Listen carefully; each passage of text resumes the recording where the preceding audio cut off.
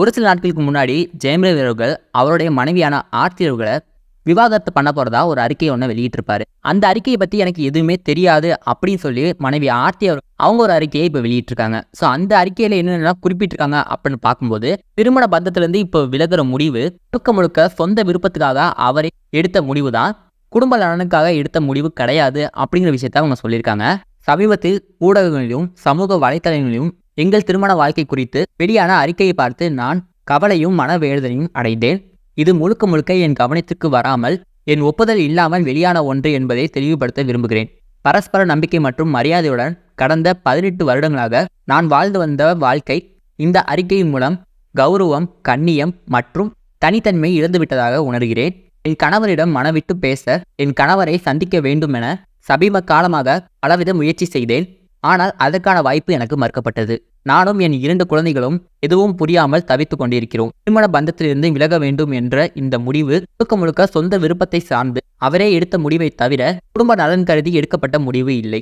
ஆழ்ந்த மனவேதனையில் இருக்கின்ற இந்த நிலையிலும் நான் பொதுவெளியில் இது குறித்து கருத்து தெரிவிப்பதை தவிர்க்கவே இப்போதும் விரும்புகிறேன்.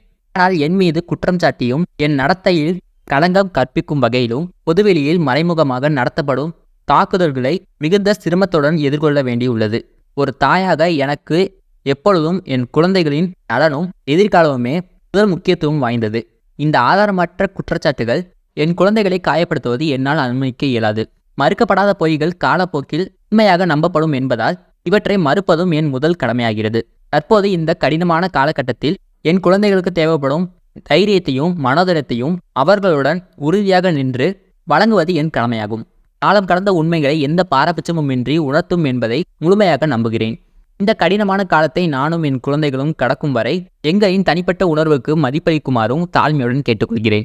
இத்தனை காலமாக எங்களுக்கு ஆதரவு மட்டுமின்றி நல்வழி காட்டி வரும் பத்திரிகை, ஊடகம் மற்றும் ரசிக பெருமக்களுக்கு எங்களது மனமார்ந்த நன்றி. உங்கள் அன்பும் ஆதரவும் மட்டுமே என்னையும் என் குழந்தைகளையும் இந்த காலகட்டத்தில் தூணாக காத்து நிற்கும். இந்த சோதனையிலிருந்து நாங்கள் மீண்டு வர உங்கள் பிரார்த்தனைகள் துணை நிற்க வேண்டும் என வேண்டி கேட்டுக்கொள்கிறேன். இப்படி சொல்லி இந்த அறிக்கையை அவங்க முடிச்சிருக்காங்க.